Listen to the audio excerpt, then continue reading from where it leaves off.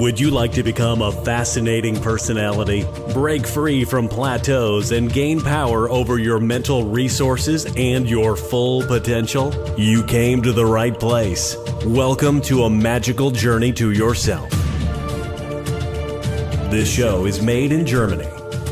If you like the show, please subscribe on iTunes, Spotify, or puremindmagic.club. Welcome to Season 1, Shaping Your Reality. And here is your host, international magician, speaker, and book author, Victoria Mavis.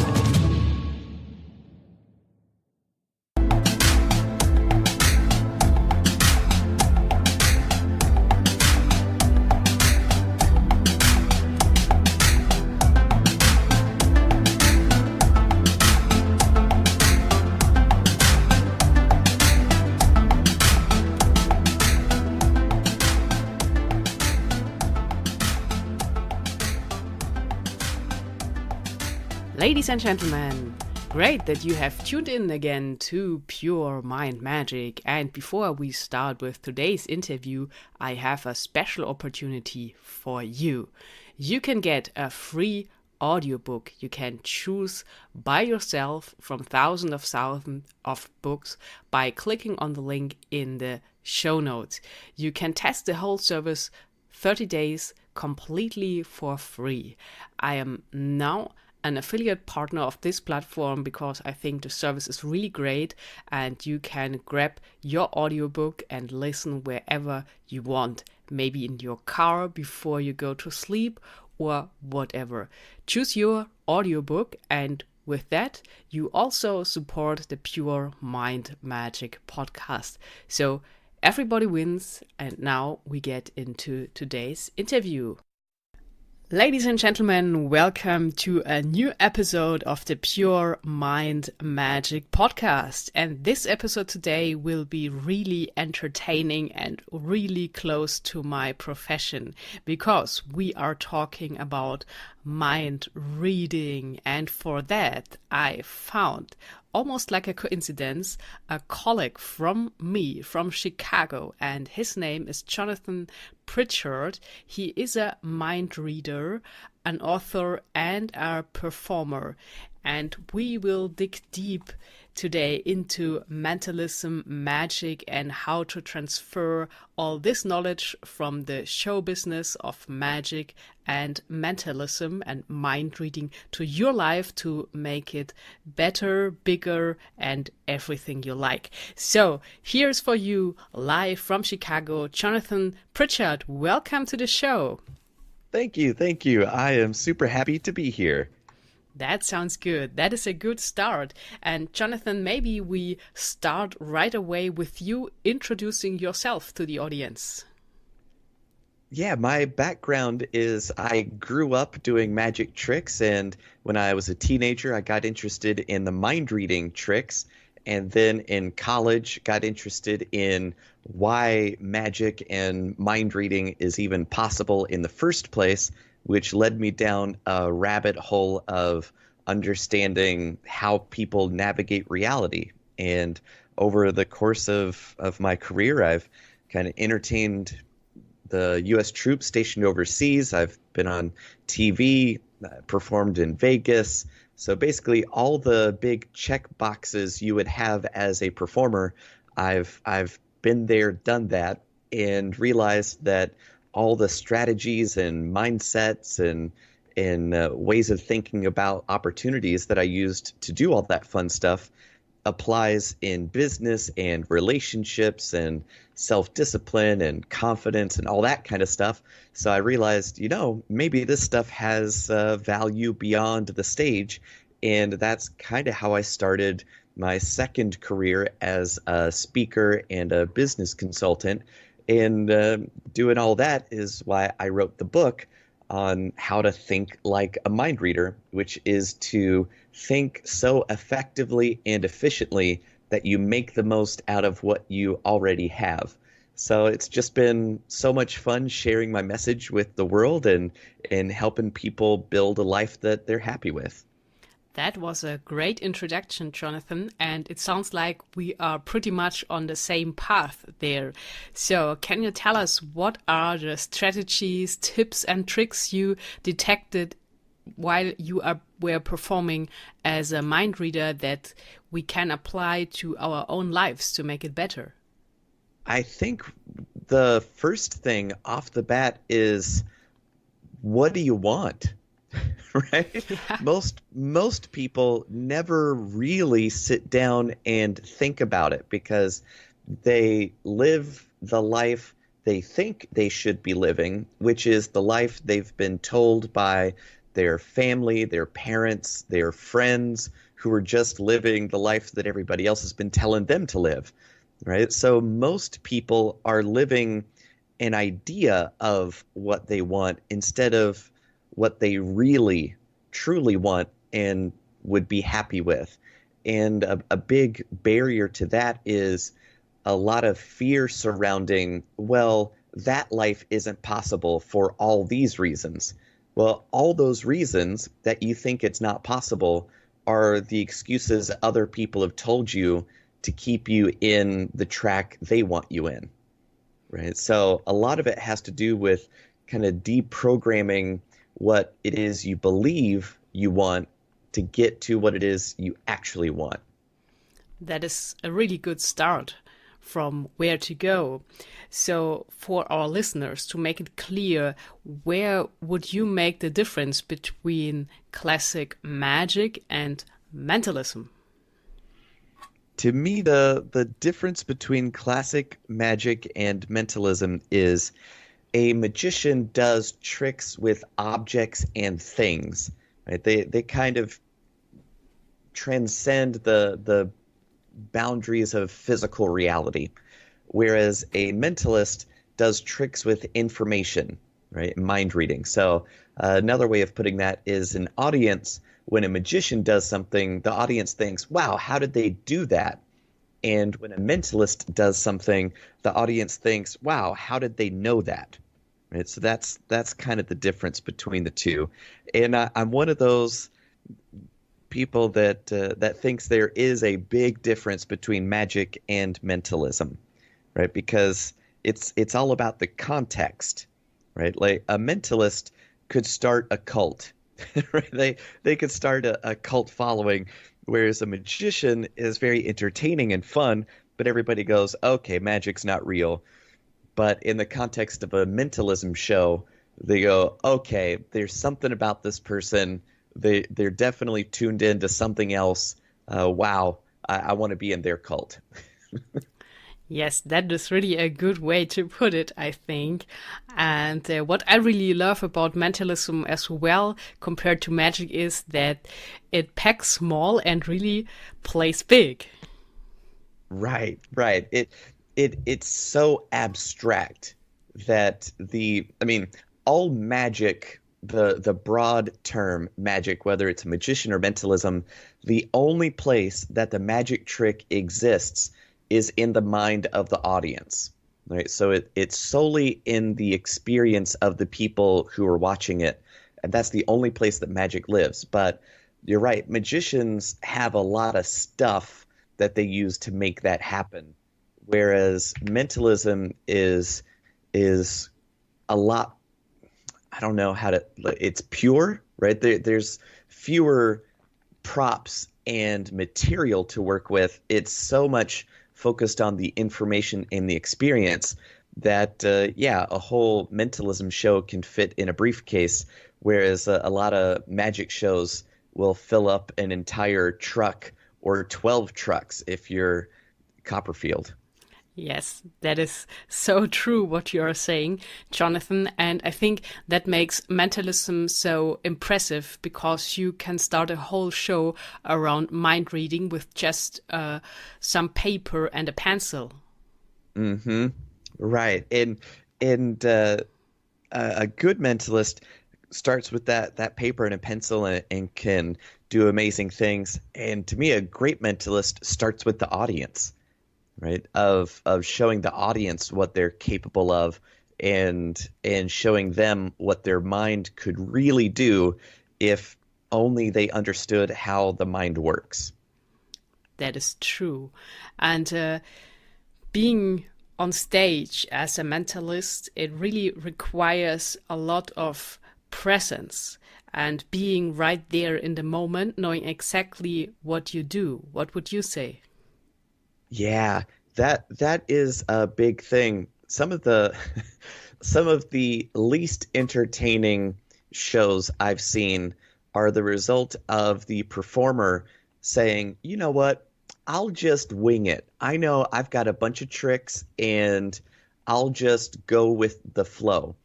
Now, some of the best performers can do that because they have a lifetime's worth of performing and they are so competent that they could do that. There are very few of those people, though, right? So if you don't have that lifetime of performing to draw on, it's really important to have a script, to have a set list that you know inside and out, because as the performer, it's your job to know where you want to take the audience. It's literally your job to craft the experience that the audience is there to get from you, right? So if you don't know exactly what you're going to say and exactly how you're going to say it and where you're going to go after this is done, right, it's really difficult to have that presence as a performer. And without that presence, the audience kind of feels like, I don't know, this guy doesn't know where he's taking us. He's taken a lot of time to figure out where he's going, so he lacks the confidence. And if he doesn't have confidence, I don't have confidence in them. And then that's how you get hecklers and people walking out, and your show just spirals out of control. That is a good point, and I think that can help in the real life as well. So being confident really is like a magic key, I think we can say. It really is. It really is. And people always want to know, well, how could I be more confident? Can I just kind of fake it until I make it? It's like that is a strategy, but the one that works the best and the fastest is to work on the skills you need for that particular dynamic, right? If you want to be confident in front of a large group of people, work on your public speaking skills. If you want to be confident as a magician, work on your magician skills, right? You can't just dream up confidence. Confidence happens after you've built the skills required to be confident. Very good explanation, Jonathan. So, as magicians, we are famous for playing with boxes. As you mentioned, sometimes the boxes fit into 12 trucks or more. And this is this famous term like, playing with boxes, small and bigger boxes, making people appear or disappear on stage. But you are also a fan of the term thinking outside the box, as I am. What can you tell us about that? For me, the number one thing is most people, when they say we need to think outside the box, first have no clue what the box itself is. And if you don't know what the box is, how can you think outside of it? You can't, right? That is so true. So that's why most people, when they go, we need to think outside the box, it's like, well, can you tell me what the box is? No? Well, good luck thinking outside of it. But really, the box that people are so fond of thinking outside of are the assumptions and beliefs that you have ingrained so thoroughly that you're not even aware they're there in the first place. So it's kind of like telling fish, you need to be aware of the water. Like, what are you talking about, water? It's like they're so familiar with it that they don't even see it anymore, right? So it takes somebody like us, magicians and mentalists, who make a living thinking outside the assumptions that an audience does, that we truly are uniquely qualified to show people where their assumptions are. Because that's the only way that magic tricks work. See, we as the mystery performer create a context for our audiences to make logical assumptions about what's going on that we later show aren't true. Right? That's the definition of every magic trick, every mind reading trick you've ever seen. The magician creates a context for the audience to make logical assumptions that are later shown to not be true. Right? So the box that you're trying to think outside of is really the most logical way that you have to think about reality.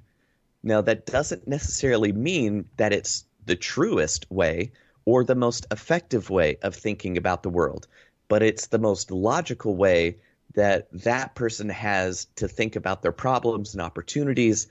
But people that are more successful or more capable in a particular domain that you want to be good at, well, their box is more effective than yours is. So you can't ever really think outside the box, but you could always think outside your box by building somebody else's framework of thinking about problems and a situation. So that's why it's important to have a mentor, a coach, have somebody outside of your experience being able to provide a different perspective on your situation. Wow, I would say that was a magical explanation to think outside the box. Very Thank good. you. I like that. So let's stay with the thinking term, because you mentioned in the beginning that you did write a book with the title Think Like a Mind Reader. So the title sounds great. What is the book about? It is about making the most out of what you already have. And a short story to kind of illustrate that is when I was in junior high, my parents got me a skateboard. I'd asked for it forever, and they finally said, fine, we'll get you a skateboard. And I practiced with it all the time, and I never got good at doing any tricks. I wasn't good at it, and I spent a lot of time with it. And back then, I blamed the skateboard. You know, it's an inexpensive one, and it's clearly a beginner skateboard. But if I had the advanced kind, well, then I could do a bunch of tricks with it. Well, that's what I believed until my brother, one of his friends who was really good at skateboarding, came by the house one day, and he did a bunch of tricks on it. And I realized I was blaming the skateboard when it was really me that didn't have the skills, because I didn't know how to think about practicing skateboarding tricks, right? So most people blame the situation or something else other than their way of thinking about their problem or their resources or their opportunities. So really, thinking like a mind reader is understanding how your mind works so well that you could make the most out of what you already have, but currently aren't really doing a lot with. Yes, I see. So that is really a good approach. What would you say would be a good tip to practice working with our mind? Understanding how it works is really the first step, because almost always somebody's first instinct to solve a problem is to look to something extra that they don't have, right? If I had this tool, or if I had this opportunity, well, I'm stuck in this problem because I don't have this other thing somebody else has. And if I had that magical thing, then I would be able to finally solve my problems. But you know, there are lots of people that have less than you do who are doing more with what they have than you're doing with what you already have. So to me, step one is always understanding how to do more with what you already have. That's square one. That makes perfectly sense. So what would be the next step then? Finding somebody who's doing what it is that you're already doing, right? A lot of what I've been able to do in my life and career is directly the result of being able to find a mentor who has already done what it is that I want to do and then shut up and listen to what they tell me to do, right? Because they've been through the experience already. They, by definition, know more than I do about exactly that thing I want to do. So I would be missing out if I didn't listen and then apply what it is that they tell me to do. See, I may not understand why they're telling me to do this particular thing, and that's directly why they're my mentor. They know better than me. So I also have seen a lot of people who desperately want to make the most out of their life. They want to improve their situation. They want to do more with what they already have, but then argue with somebody that's showing them the way out, right? Oh, I can't do that because X, Y, and Z. Well, you know what X, Y, and Z are? You're arguing for your own limitations. You're arguing to keep your own problem. Right? So every time you argue with somebody that's showing you the path, all you're doing is showing them you're actually not ready to walk it. Yes, that makes sense. And Jonathan, because you collected so much knowledge during your career already, is it possible for the listeners to get you as a mentor? Yes, with a caveat. So I see kind of my career as every show that I do, every speaking engagement where I kind of outline these mental strategies for problem solving and improving your life. I'm on stage speaking to 20 to 5,000 people at a time, right? So I really, really like the one-to-many dynamic.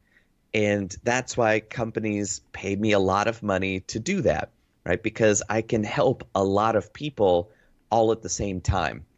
Mm-hmm. So for one-on-one coaching, it's kind of the math. Well, could I make more of an impact in this one person's life or for many people at the exact same time? So it's kind of like you've got to make it worth the time and effort for me to spend my time with you, the one person, versus many people, right? So that's really why I wrote the book and made the video course, was people can now kind of get that same knowledge and experience of working with me without me having to actually be there at that time, right? So when you read my book, you're still getting my thoughts about your situation. It's just that I'm not there to do it. Right. So you can still learn from me without me having to be directly engaged. So if you read the book, you go through the video course, and you apply a lot of what I share in there, you'll still be able to get a lot of the same benefits of working with me directly. But with other words, it is not impossible to get you as a coach. Right. It's not impossible. But I like to put my book and video course as the barrier to make sure that you would get out of it what you would want, right? Because it's kind of like, well, you just booked me to coach at a lot of money, whereas you could have gotten it for $25 in my book. Yes. So that's a good advice, of course. And while looking at your story, I found also that you have been on America's Got Talent, Jonathan, and I think this is a great story. Can you tell us how that went? Yeah, that was a lot of fun. It was emotionally exhausting, but it was a lot of fun. So how it worked was the America's Got Talent team came to Chicago. And they have the open audition calls.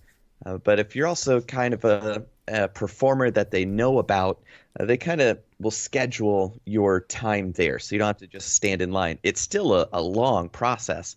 So you show up and you wait around, you sign a bunch of paperwork, and then you wait in this room, and then somebody shows up and calls your name, and then they take you into this room where it's just two people behind a table and a camera. And they go, all right, do what you do.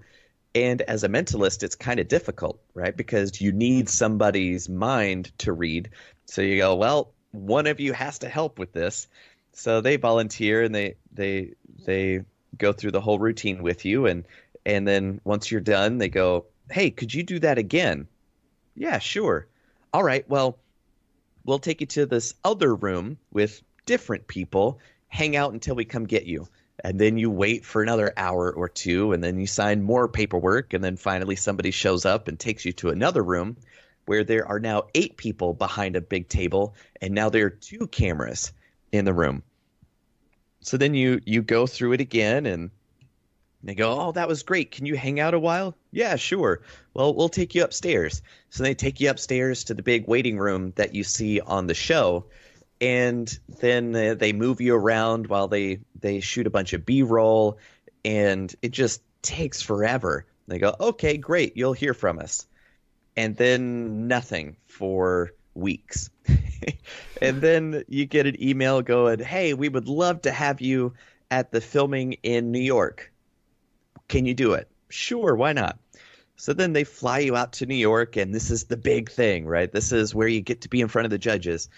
And then it's all day of interviews, of behind the scenes footage, of you getting ready. Okay, now do that again, but slower, and this time, right? So you're just going through all the filming, and then the big moment comes. You're off stage, and then you walk out on stage in front of the live audience of 3,000 people, and there they are. There's Howard Stern and Mel B and Heidi Klum and Howie Mandel, and they ask you to do your thing. You do your thing, and they talk to you a little bit. And I got 3 out of the 4 yeses. Howie said no, but everybody else said yes. And Mel B was kind of on the fence. She looked like she was going to say no. So I appealed to the audience. What do you think, everybody? And then they all start chanting, "Let him through, let him through." So that was super fun. And she finally said yes, and so that was 3 out of 4 yeses, and I made it through to the next round. And you're not done yet, right? You walk off stage, and then you do more filming, and then they shoot more stuff, and it's just all day. And then the producers say, all right, we'll be in touch, and then they never call you back. Oh. Right? You go through months and months of work and effort and planning and making it happen. And then, see, the judges let through more people than make it onto the show fully, right? So that way the producers have more footage to work with to create the most compelling narrative for that season. So all of that experience got reduced to a couple seconds of actual airtime. So I technically made it onto air, but not for my performance. But you've been there and you went through the whole process. And what would you say did you learn from this whole project, America's Got Talent? One of the biggest things was there's no single make or break event. Right. It was the biggest opportunity of my career at the time. It was this was going to happen. This was going to be it. And if I had pinned all of my future hope in being successful on being on this one show, well, I would have been devastated. Sure, it would have been great to be on the show. Could it have done amazing things to have a whole series of appearances on the program? Absolutely. Would it have been great to win? You bet. But does not being on it mean I'm a failure? Absolutely not. It just means you change up your strategy and keep plugging away, keep working day in, day out, do the thing you know you should be doing, which is providing quality service for a marketplace. That's it. Right? Sure, wins are great, losses are awful, but each one can teach you something to improve what you do tomorrow. That is so true. And I think with our critical and analytical mind, we just see a slot of reality, but there is so much more how things can work out. You never know. And I think when you have a good connection to your subconscious mind, that opens up tons of possibilities how you can get from A to C. Exactly. Because everybody succeeds their way, right? Everybody thinks that I can only do it this particular way because so-and-so did it that way. Well, that was their way, right? There's a lot of knowledge and experience you can get from that, and it might even work for you. But, there might be your way that works to get you where you want to go, which is totally different. So believing that there's only this way to achieve what you want in life is a recipe for disaster. Yes, I think this is a good way to put it. And Jonathan, you mentioned before that you are also doing speaking events for big companies. And when you are out on stage there, what do you teach people? I guess it's not mind reading secrets, because we in the Magic Circle are not allowed to kind of give away these kind of secrets.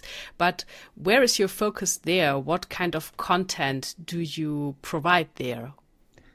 A lot of it can be framed as design thinking, right? So kind of thinking like an architect or a designer or a graphic designer or a website developer. I call it effect first thinking, right? Most people are looking for strategies and solutions, but they never really take the time to define what outcome they want, right? But as a mentalist, as a magician, what we do first is we think about our audience and then think, what experience do I want my audience to have? What effect do I want to perform? Do I want them to think I can read their mind? Do I want them to think I can tell the future? Do I want them to think I can influence their decision making, right? And the more specifically you can define the effect you want the audience to experience, now you've defined the outcome. Then you work backwards and go, okay, what routine would be a fun context to create that effect for my audience? So now you start to frame that particular magic trick or mind reading trick or experience. So now you've got the routine figured out, and then you think, all right, with that experience laid out, now how am I going to do that? Then you think of the method. Now you start figuring out methods that are possible. Well, oftentimes there are 5 or 6 different methods that could all create the same effect. But you filter those by way of the routine you want to perform. So that's how you judge what strategy you're going to use to create this outcome, right? So then once you've figured out the method, then you start practicing the skills you would need to make that method work, right? So that's kind of the sequence of the most effective problem solving. But most people think about, well, I've been practicing this method for long enough.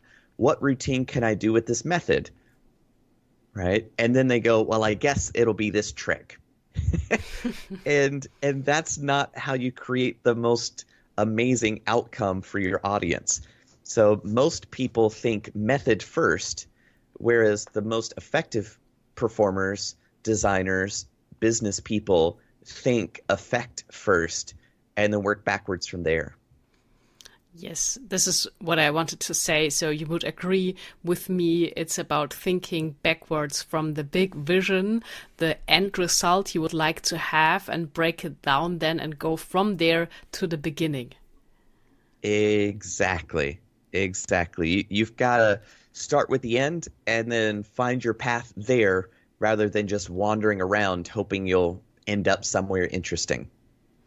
All right, so we kind of could turn over the saying from Napoleon Hill, start with the end in mind. It's more like start with the end and have the beginning in mind. Exactly. Exactly. Kind of start with the trick. Start with the effect first. Yes, and then look for strategies and methods to accomplish that.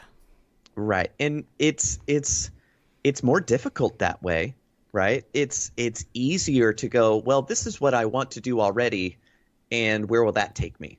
Right? But if you really think about where you want to go and then learn and figure out what you have to do to get there, that will be a lot more effective. Yes. Very good. So, Jonathan, we talked about your book, Think Like a Mind Reader. How is it best possible to get the book?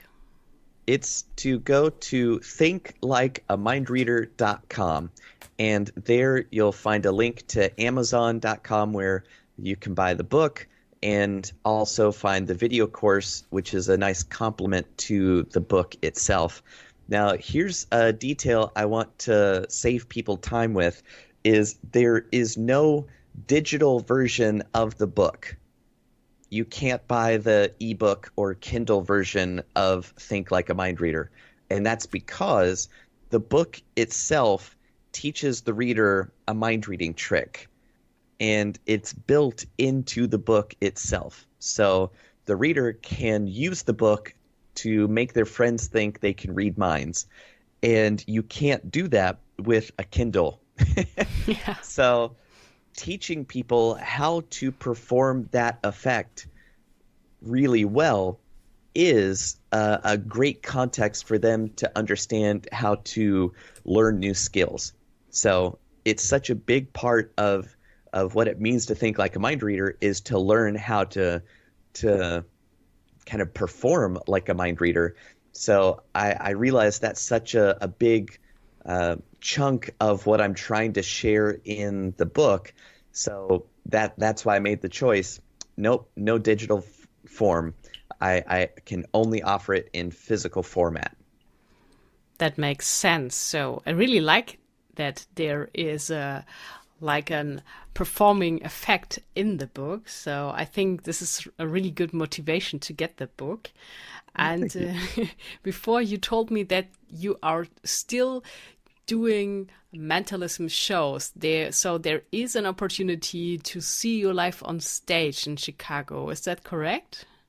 Every once in a while, even most of my mentalism performances are for private clients like BP or State Farm, just corporate clients. So I rarely do shows for the public. But when I do, most often it's here in Chicago at a place called the Chicago Magic Lounge, which is kind of a newer venue, and it's absolutely gorgeous, and it's a wonderful, wonderful place.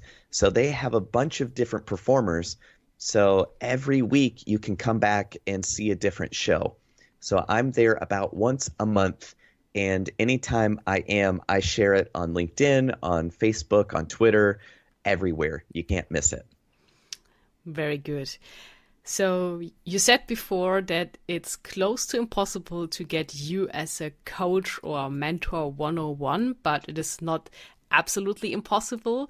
But maybe there are other reasons the listeners would like to connect with you. What would be the best way for that, Jonathan? The best way to do that is to go to either Think Like a Mind Reader or just likeamindreader.com. Those are kind of my two hubs where you can find out a lot about what I do and how I can help. Okay. So I think really good advice from the magic and mentalism side. And I like your approach about thinking all that and the mindset around it.